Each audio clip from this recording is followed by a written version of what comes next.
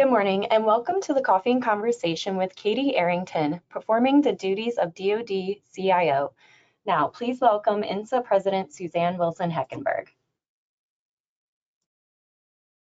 Good morning, everybody. Welcome to the program. Thank you for joining us. We are excited to welcome one of our community's top leaders to this morning's discussion.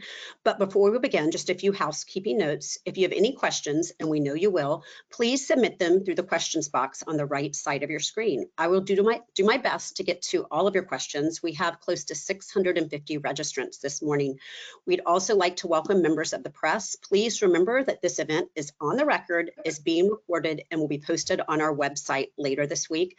And finally, a big thank you to our sponsor, Leidos, for their support of this program. We could not bring you this level of thought leadership without them. And now I am pleased to welcome Brian Jolly, Senior Vice President for DISA IT at Leidos, who will introduce this morning's guest speaker. Brian, over to you.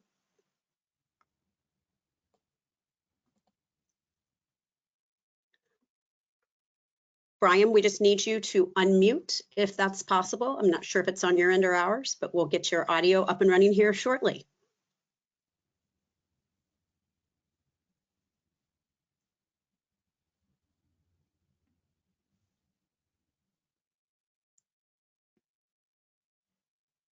All right, here we go. Here we go. Thank you, Suzanne, and thank you to INSA for holding today's conversation. Here at Leidos, we're proud to support national security and intelligence missions with smarter, more efficient technology solutions. We bring together the latest technologies in AI, cloud, data, and cyber to help government agencies modernize at speed and scale. So whether it's operating and defending the DISN, which enables every DoD mission globally, sustaining the Navy's next generation network, or supporting classified customers, we deliver secure, scalable solutions that elevate mission readiness. I'm honored to help kick off today's program by introducing our featured speaker, Katie Arrington. Katie is currently performing the duties of Chief Information Officer at the Department of Defense, where she serves as Principal Advisor to the Secretary of Defense on information management and technology, space systems, satellite communications, and much more. She's held several key leadership roles across the department, including Deputy CIO for Cybersecurity and the first Chief Information Security Officer for Acquisition and Sustainment. She led the development of the Cybersecurity Maturity Model certification, affectionately called CMMC, and played a major role in the White House's COVID-19 supply chain task force. Katie also brings more than 15 years of cybersecurity experience from the private sector and previously served 2 terms in the South Carolina State House. We're grateful she's here with us today. And now I'll turn it back over to Suzanne for the conversation to begin. Thank you.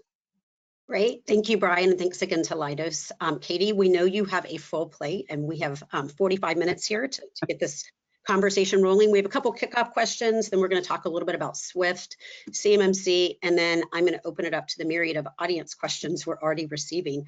But kickoff question here for you is, in your role currently, you have oversight of a number of very distinctive systems within DoD. One estimate, I think, is around 90 service providers for the UNCLOS system and the military departments alone. How have your career accomplishments brought you to this point, and what is your vision for your time in the role? Oh, wow. Great. So thank you for having me first and foremost. And Brian, thank you for the introduction.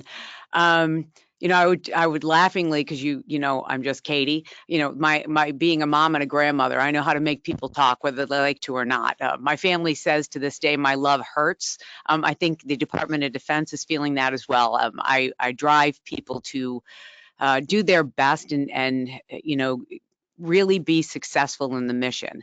With what we're doing right now, I said one of my highest priorities is to actually collapse a lot of these networks and bring them down to a manageable number. We have in the department, you know, from our president who has said, you know, the way you have been doing things has not worked, right? That's been the message from day one of the Trump administration, part 2, which is, you know, you've seen executive order after executive order after executive order discussing how we haven't done things in the best manner. And I don't say that's with malicious intent. we really, we get a lot of congressional mandates, we get a lot of things that come at us, and we react to them without thinking about the big picture. And I would say my superpower that I've been gifted by God by is that I can see how everything is interconnected. And I look at right now where we are from, being one of the individuals that created the adaptive acquisition framework. I was the cybersecurity portion of that, my team in my office, and I also was really contributing to the software acquisition pathway. That was in 2019 and 2020.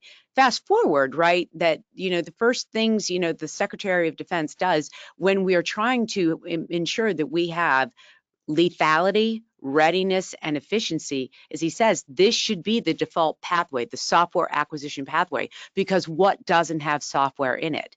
And directly right after that, you saw several executive orders about looking about acquisition reform, whether the federal acquisition regulation was the right and appropriate way to do things.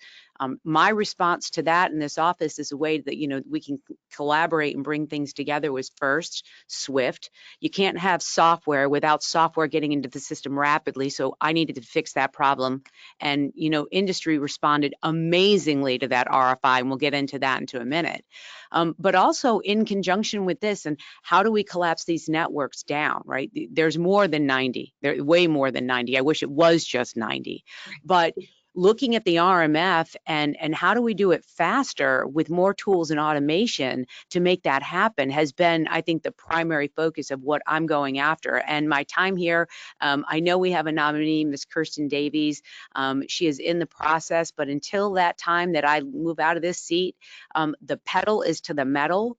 I am not looking up. I am not distracted by anything. These are my mission goals. And I look at it that, by the end of the summer, I want networks to be looking different. I want all of these programs to be working and efficiently moving forward. And there's nothing that's going to keep me other than, the sleep is an issue because I don't sleep a lot and I need more of it. And, the resourcing and getting that right. I think that's going to be critical to any of our successes, but that's my superpower, right? From the state of South Carolina, where and if you would give me this moment, I'm going to go back. So I'm going to go back a couple of seconds here in recent history, right? So the Social Security Administration and what the DOJ did there. What the DOJ did there was not go and find out, that there were a lot of malicious people out there. They found interoperability. States were the ones. So each state has, a repository. But then you remember where you live. You live in a county, in a municipality, and everyone had a different way of doing death certificates and getting that information up to Social Security to let them know that the individual had passed away. Now, some states didn't really fund that, and they were sending spreadsheets. Some states were doing it. There was no standard. So what the DOJ found was interoperability and how data was not able to be matched. And what happened? Just like any of our other systems, right? When there's an anomaly, we send it over to a honeypot or to an area to be, looked at. And do we resource that? No. In the Social Security Department, they had maybe 5 people resourcing. And you've got to think, out of the United States of America, how many people pass away every single day? And you have 3 or 4 people working that. So interoperability is key. Data labeling, data tagging has to be standardized, and we have to ensure ICAM, Identity Credential Access Management, because the amount of data that we're going to collapse in these systems, if we don't have those key points put out first, standards, labeling, tagging, and ICAM, we shouldn't do anything. And I think that's what Social Security, the big walk away from that was, this is what interoperability cost us. And that's going to be a driving force for me. I mean, I took that as a lesson learned, not as a dig on anybody, because I think that there are really great federal employees in every single department across the country. I think that we tend to be held back. When I came into the office, I said, the change of the regulations that have kept us to doing crazy things, right, this is your opportunity to say, this does not work. And we need to change this regulation or this policy. It's old. McNamara was in the seat, in 1967 is when we created the acquisition strategy for the Department of Defense. I think we're ready to bring it up to date. So we'll go on from there, but that's where I'm really, my energy is focused is we've got to standardize, we have to have interoperability, data needs to be shared, and there needs to be an easier way to do it than the way we've gone about it. So with your superpowers, how do you and have you, during the tenure of your role, worked with industry and academia in order to achieve success? And do you have any specific examples? Oh my gosh. So like you look at CMMC, I didn't do that in a box. I did that with industry. And because I stand by this and this is my moniker, one team, one fight. And I've said that now for the better part of 15 years. We don't fight wars alone. We fight them with industry. We as a nation are different than any other country on the planet. We are very, very dedicated to working together for a common goal, which is to preserve democracy in this republic. So just like with RMF and with SWIFT, right? I'm asking industry, what are you doing? How are you doing it? And what do you think are the best ways? Because ultimately, I serve at the pleasure of the President of the United States. I work for the U.S. taxpayer, full stop. And I look at everything that I'm doing as would I do it in my own home? Would I run it in that way in my own home? And, things like the CMMC, people go, oh, it's so overburdened. Well, no, not really. Do you think a seatbelt's an overburden to get in a car to protect your safety? CMMC is making sure you got your cyber seatbelt on. And when you buy a car, it goes through a quality assessment, a third-party audit to make sure that seatbelt's there and that airbag is there. There's a reason why. So industry is a critical part. Academia is a critical part. Now, here's what I would say for academia. I love the academic who has operational experience. I think that, in sometimes things in theory are not executable. And that is one thing that I appreciate the academic mind that thinks about the operator. And a lot of what we're doing here in the department, I'm referring and saying, I want the operator in the room. I'm looking at like the RMF, we're blowing up the RMF. Well, the CCSP is the most critical part of the RMF process, right? So shouldn't I have the CSSP in the room? Absolutely, because they're going to be able to tell me, this, ma'am, is redundant. This has been done 6 other times in this process. Why are we redoing it again?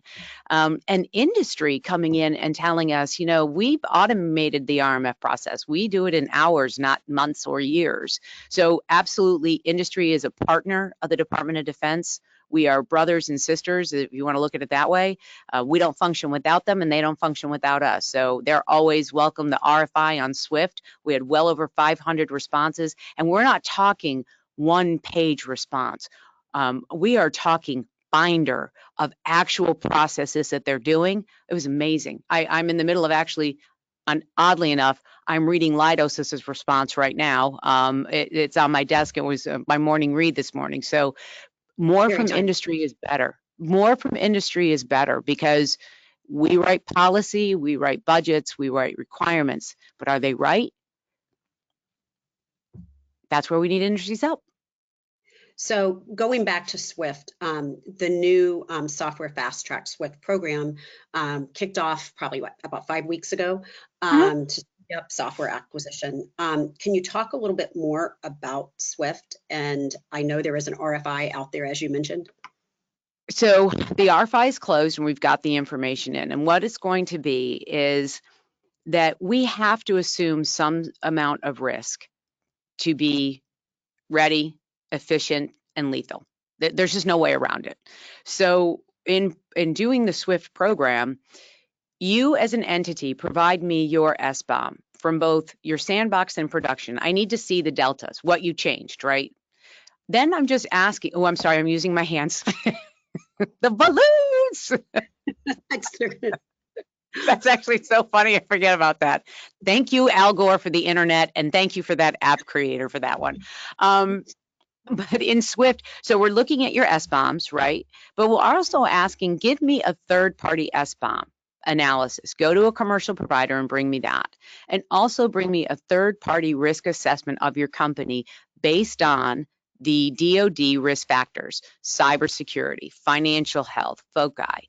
you put that into the portal, which is EMAS, right? And EMAS is also, think about how big EMAS is right now.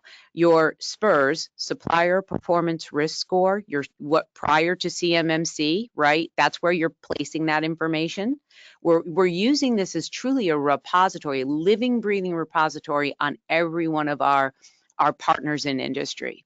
So as you populate the artifacts, we are working with CDAO to have AI and large language modeling on the back end of that. So when it receives the data in, it reviews the artifacts.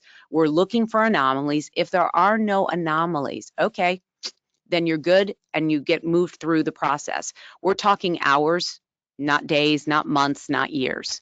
Then the EMAS system, once your software is in the EMAS system, it becomes a living, breathing repository of, if Army touches your software, you are going to get an email that says someone is looking at your software. Now, what we don't want you to do is ping them with sales questions, right? Salespeople, but understand the government is looking at it. And what we're doing is, if there's a configuration issue, if there's something that, we find in this network, in this instance, there's a problem set, we're creating a repository the whole of the Department of Defense can look at, so that we are moving more rapidly and efficiently to using that software in the most effective way, and trying to create acquisition at the same time, that if somebody wants to buy that capability, we're seeing, okay, we have 50,000 submissions for X, Y, and Z. Does that match an IDIQ we have out there? I mean, we're taking this really thoughtfully through the process. As we're watching this come in,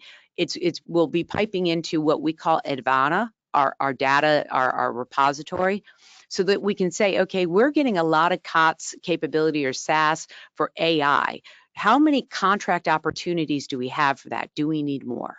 Is this sufficient? So we're really using this information to fuel a great deal of efforts across the Department of Defense. And when I mean that, across the Department of Defense. We're not doing this in a bucket.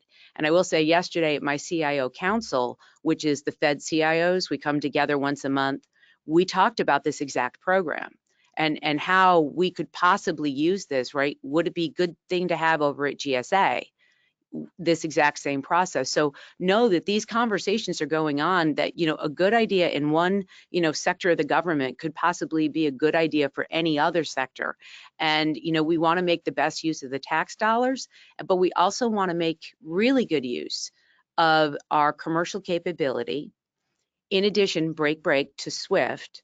I've asked DISA, and I've asked GSA, that we really need to make sure that in any software offering, we have the roadmap, the current capability catalog, but also the roadmap of design, so that we're not going out and customizing on top of a software capability that already exists, that there may be in the roadmap development, that capability will be in 6 months. We should not go customize that. That's been really one of the more focal points, between the DOGE efforts and what we've seen in our, I call them the top 20 COTS providers, SaaS offerings, is, are you already developing this in your roadmap? Why are we trying to customize it in contracting? That leads me to the latest memo from the SecDef about consulting and IT. What he was trying to say in that RMF, and I'll use that as the exact example. So, I'm sorry, my back is killing me, got to sit on my foot. It's a bad trait I have, I'm horrible. When he put that memo out, and I'll use RMF as I stated for an example, I did not go put a contracting out for consulting for somebody to come and tell me how to go about blowing up the RMF. The Department of Defense 5 years ago would have done just that. 6 years ago, we would have done just that. Instead, why not use the people that are actually doing it and have them task it and do it, instead of consulting out for it? That's where the secretary wants us to start thinking about.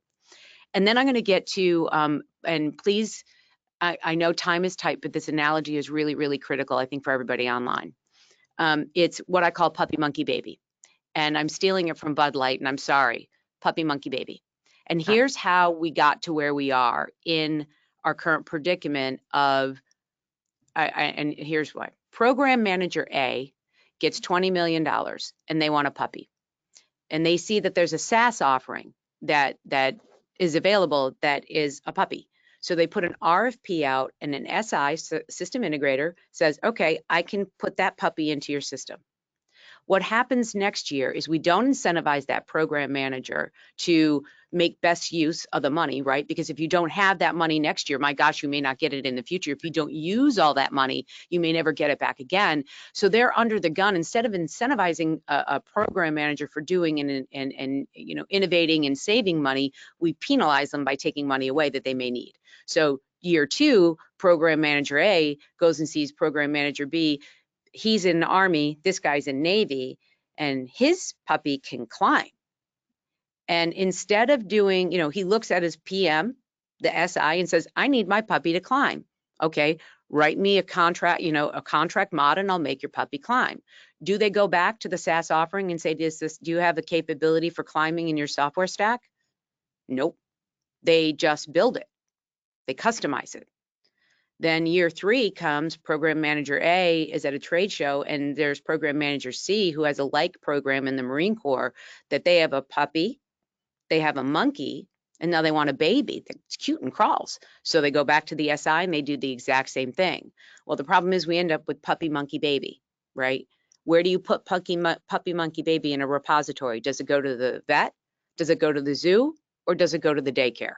That's where the Department of Defense is today. There's no interoperability with any other system because puppy, monkey, baby isn't a language that anybody can speak. That's how we've gotten, and it's not out of malice. It's not out of, anybody trying to do anything incorrectly. And that's what that executive order is about, in acquisition reform. Should the PM, prior to releasing a contract mod or a new task order, bring in the SaaS offering to see if it's in their roadmap before they write the RFP, before they put the requirement out? Now, it seems simple in theory, right? But the process was never set up that way. So we're changing that process. So that's what the SecDef was saying, like, let's use our IT and consulting better, right? We'll get more money, more innovation, more capability, save taxpayer, get the warfighter more efficiency, readiness, and lethality by doing that. And actually, I think give the DIB an opportunity to shine and really showcase what they can do versus just doing what we ask them to do. Because 99% of the time, the SI would say, I really wish you wouldn't do that. That's not the way to do it. But the requirement is what it is. So I think we're opening our ears, opening our eyes, looking at new approaches to doing things. And like I said in the beginning of this, that regulation or that policy that it was adhering you to do it one way, we're saying, okay, stop, look. Is it really good the way it is today? And is it effective? So puppy, monkey, baby. Everybody should, I stole it from Bud Light. They're going to sue me, I'm sure, but puppy, monkey, baby. I'll be going on YouTube later. So speaking of, leaning in partnerships, I actually have an audience question regarding SWIFT. And one of our attendees wants to know if DoD plans to meet with any industry partners who submitted responses to the SWIFT RFIs. Oh, absolutely. You're going to start seeing those. We're in the month of June. We're going through and reading them all. What I'd like to do, I've asked Ms. Bostjanik and Rob Biedermeyer, who are actually running this effort, to start setting up meetings with the industry to walk them through with the teams. Now, we're not going to be able to give you, 2 hours and a deep dive. We really want to come in. We'll highlight the offering, ask a few questions. We're looking at hour-long meetings, but definitely they may be virtual, they may be in person. We definitely are going to contact virtually everybody that gave a response to have some sort of communication. And at the end, before we put it out for, to go live, okay, are we all in agreement on this? Right? This is where I'm coming from. And I'm hoping that industry, with the availability, will take in all comms that we can, but this is the end product. And you have to trust that the government, no one likes it. Hey, I'm here from the government. I'm here to help. I've gone to industry and said, I need to help. You're giving me help. Now we're talking to you. Now, when I bring you the final product, let's just move forward. And if it's a 95% solution, let me work through the 5% risk. Don't kill it, for the art of perfection. Let's move out. That's what I hope industry does. Great, that's super helpful insights. I know our industry attendees appreciate that. So moving on a little bit from SWIFT, talking about CMMC, what She's happening. resources? Yeah, I understand. I listened to your remarks at FCM. What are some of the resources or support DoD might be providing to help some of the contractors get to the finish line? Well, there's been so much innovation from industry on this. I mean, I know of at least 7 companies that can take a company with less than 50 employees, no capability today, and bring them and fully audit them for in 2 months under $50,000. So I would be hard pressed to say industry hasn't solved this problem on its own. The other thing I want to say is we have had programs out there for quite some time. MXD out of R&E has an amazing, if you're a manufacturer specific, they have a lot of tools and capabilities that you can get from them. Project Spectrum has a great deal. There's, each state has had a bunch of different things. But what I will say, and I'm very strong on this, and if you were at FCA and you heard me, as you mentioned, going on LinkedIn and complaining to the world that the CMMC is too hard, and I want to say this with the most respect I can to anybody. You're foolish in what your statement, because your company has been contracted since 2014 to institute the 110 requirements of the NIST 171. What you're saying is you're non-compliant. You are out there openly saying to the world, you are not compliant. Stop doing that. Number one, it doesn't help our national security at all. I don't need China, Russia, Iran, Afghanistan, North Korea knowing any more about us than they already do. So please, I beg of you, if you have try and change that conversation to, hey, this requirement is a little bit self-defeating. Let's talk on those specifics. But to say the CMMC is ridiculous, if industry had been doing what they had been checking the box on a contract and saying I was compliant, we wouldn't be in the place that we're at. The second part to that is I have to teach you how to defend yourself, because my job is to defend the country, not your company. You're doing work with the Department of Defense. You have to be prepared to do it. If you're not, we have some resources available, but is it right for the taxpayer to pay for one company to get good, but another company already got good on their own? And if you're the taxpayer, do you think that's right? Because that's the way I'm looking at it. Why is one company more worthy than the other company when they're both supposed to be competing? That's what's been our issue legally behind the wall, right? Whatever I offered has to be for everyone to use or no one to use. I don't pick winners and losers. So, are there things I'm trying to work out and see if we can do other areas to assist? Yes, we've come up with 1,000 ideas. I don't think that, the government providing a cloud for small business to go in, a secure cloud, is fair, because you have IP that's yours, that, that's a risk that the government would bear the burden thereof. Do I urge my CSPs to get a rate structure that is for the small businesses? You betcha. I'm on them every single day. But we've seen the more innovation that comes, the less of the cost. But for the CMMC, nobody asks for a POAM or a waiver on ISO that I know of. I mean, any company, I don't think that in the commercial world, a hospital doesn't go through, HIPAA. Why is it we in the Department of Defense want to make an exception for the most critical part of our defense, which is cyber? So you're not going to get a lot of, warm and fuzzies from me. I need you to do better. And you know why I need you to do better is because the adversary is already in your network. That's a guarantee. And the reason, we had this conversation yesterday about CUI. Yes, we're going to move to using AI to tag and label CUI, but stop and think as a company. It should never have been based on the program. It should be the compilation of what you are doing. Is the fact that you're working on one program that isn't noted as CUI, or another program that is not designated as CUI, but together they are CUI. and I always use my time as a program manager and remind you guys all, I've done every aspect of a program, from a worker bee on developing, to program manager, to an AO, to a CSSP. I've done it all, and I can tell you that the need to protect the network and the company, it's based on the totality and the complexity of the data on those networks, just not a specific program.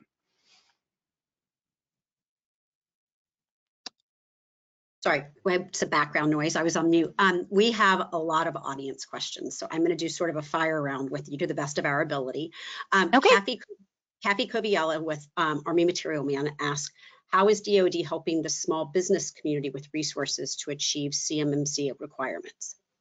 As I stated before, we have MXD, we have Project Spectrum.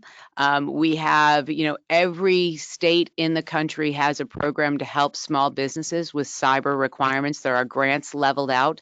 They come from the Manufacturer Extension Partnerships, or the APEX. So there is a tremendous amount of assets out there available. Also, the Small Business Administration.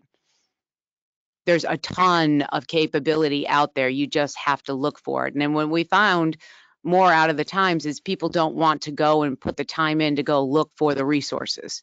And there's only so much money that we in the Department of Defense, resource-wise, I can handhold you to go find that. It's your business. You've got to take ownership of it. Project Spectrum's out there. I think everybody on this call knows about Project Spectrum. Every single, individual on this call knows that each and individual, every service has an Office of Small Business that is set up to assist. OSD has an Office of Small Business. Virtually every PEO or working capital fund has an Office of Small Business. Let's start using those tools that we have to help those small businesses get what they need. Great, you heard it here twice. So I have a question from John Lundgren. He asked, in the near future, will your office be elaborating on your comments to blow up the RMF process and instituting the software fast track? As most cyber pros have seen over the past 2 decades, DoD tends to lead the way on these issues. Absolutely. You're going to see an RFI come out. We have been working internally. So I started with the CIOs and the CISOs, then I went to the 6 communities, then I went to A&S and R&E, and we have we've boiled it down to 5 tenets. And what each 5 of those tenets have, we're going to put out to industry on, this is what we look at. And this is, and was it John that made that comment? Yeah, it was. John. So John, here's what I would say. Out of the NIST 53, I look at 40% of those requirements in Katie Arrington land as security, non-negotiable. They are hard and true, gotta be. I look at 20% of the NIST 53 as policy, and 23 as risk reduction capability, right? So if I've got 40% nailed down, things in redundancy, right? So why should a CSSP be asking a question about physical security? Why should that be in their audit process? If it's a clear defense contractor, isn't that the job of DCSA? We have multiple redundancies in the RMF. We're eliminating those. We're giving standardized requirements for supply chain. We are getting it down, but the 5 tenets, continuous monitoring, right? What does that look like? What does that mean? What are the capabilities we're looking for to do that? We're going to put that out to industry, because industry has been telling us that's what you use, continuous monitoring. Red teaming. Okay, we only have so many in the Department of Defense. Our commercial red team's a good idea. Okay, when the results from the red team come in, how do we prioritize and rationalize, and are they resourced to remediate, right? That's another thing. We're working with the acquisition community as we're looking at that software acquisition pathway. That, like, we used to look at ground combat systems or airplanes, with always had a 20% maintenance line. Now with this software acquisition pathway, we need to have a 20% lifecycle management maintenance, right? Because software changes, right? An ATO is a static moment in time where that software and that network and all the things in the most perfect environment existed. But that is not reality. The software changes every single patch. and the network environment may change daily. So this has to be a continual thing. It can't be an ATO is, 14 ounces and it's done its job. It's got to be a continual process. So we have continuous monitoring. We have the red teams. We're changing the CSSP definitions and roles, and then we really want to hear from industry. I think that they need to be tiered 1 through 4. I think that, the AO and the CSP have to be locked in together in the whole process, right? It shouldn't be, I get this information and I turn it over to the AO. I think they need to be baked into the entire process so it can be efficient. But yes, we are absolutely, pardon me, going to be putting that out for industry over the summer. We're finishing our last leg. I said by the end of June, we'll have that wrapped up. I want to see those out to industry for July and into August to get your comments back. And then let's really start and moving out on getting it done. But industry, you're critical to this. And we wouldn't do it without you. I promise you, everything I do from Katie Arrington World, I look to you and I look inward before we do anything. Partners. Great. Good insight. July, look for it. So here's a question from Jason Smith. He wants to know, will future CMMC combine DFAR 710 cloud SRG requirements? Wow, that's a lot. CMMC, I'm going to take a plead on the 5th on that one. Okay, So you are not alone. So just, and what I think that you're asking is about the cloud compliance and FedRAMP reciprocity. I could be wrong on that. But who asked that question? It is Jason Smith. Jason, my email is Catherine with a K, ATHERINE.E.Arrington.civ@mail.mil. Email me that and I'll have the team answer you. And I apologize, but I'm not going to pretend to know everything. Totally appreciate that. We value that. So moving on to Zero Trust, where is the department currently with its cyber defense strategy, including implementation of Zero Trust principles? And what challenges or successes have you encountered in driving this type of transformation? Huge success. Oh my gosh, so huge. Zero Trust, I would say flank speed for the Navy and Thunderdome at DISA. Oh my gosh, blowing my mind. And I am collapsing fabrics into either flank speed or Thunderdome at a rapid rate. We are moving to move everybody to a Zero Trust environment. We've done, we have PITMs, right? So we POM, but then we need to change the way of the POM, where we have PITM support to actually migrate to Zero Trust. So we are moving so rapidly towards that. And I commend my CIOs and the MILDEPs. I think Leo Garciga, I think Jane Rathburn, the recently left, Venus Goodwine, but now Jen. And we have, why can't I think of Marine Corps? His name's on the tip of my tongue. CIOs, Daryl at DLA. All the CIOs are moving so fast on this. I'm so incredibly impressed and proud. Zero Trust is the principle. And we have a new CDAO lead, Doug Matty, 100% in line with it. Everything is based on the Zero Trust principles. So we're moving rapidly. The goal is 27. That's no kidding, the goal. And as we're collapsing, I'm also over defense business systems. That's what they're in the Zero Trust and they have to collapse so we can pass an audit. We're collapsing them in 26. So there's a lot going on in the department. But Zero Trust principles are out there. Industry, you've done an amazing job. I mean, it's amazing when you say, and I in the very beginning with CMMC, everybody's like, oh no, industry won't be able to do that. I said, industry can do anything if we make the demand signal strong and consistent.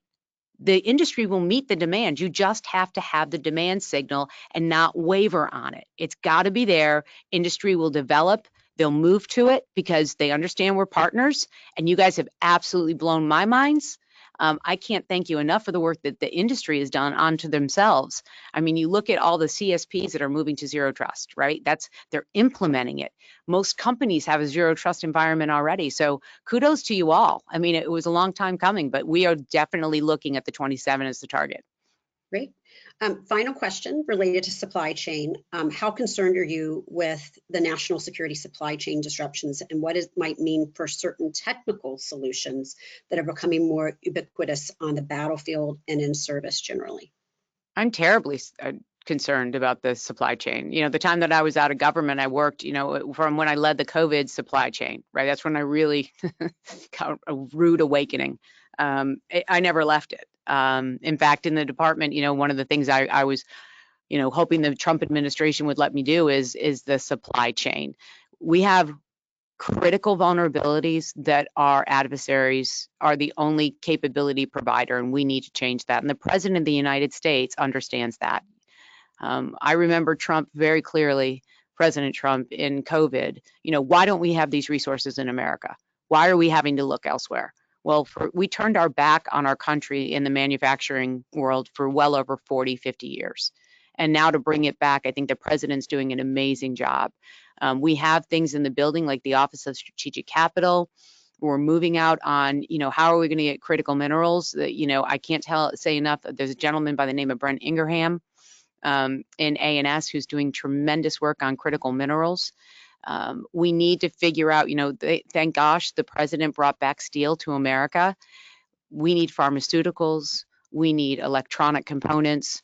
We need chips. We need a tremendous amount of things to be reshored in this country. But yes, I will tell you, it is supply chain is you know, and I look into priorities when I meet with the Deputy Secretary of Defense, Honorable Feinberg.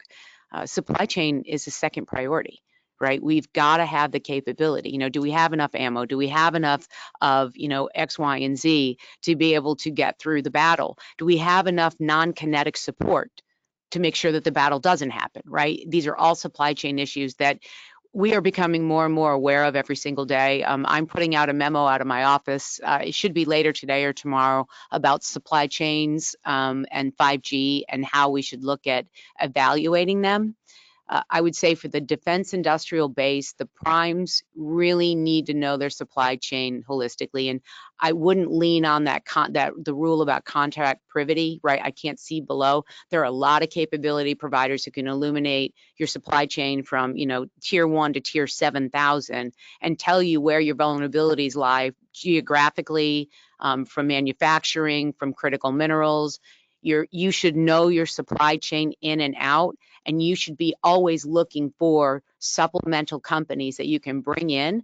And if the capability does not exist, that's when you need to be coming to the Department of Defense, to the industrial base policy. I know Tony DeStasio is out on paternity leave, but that office is where we need to go, that if there's a capability that you're lacking, we need to know so we can get investment, that we can get something going in that area.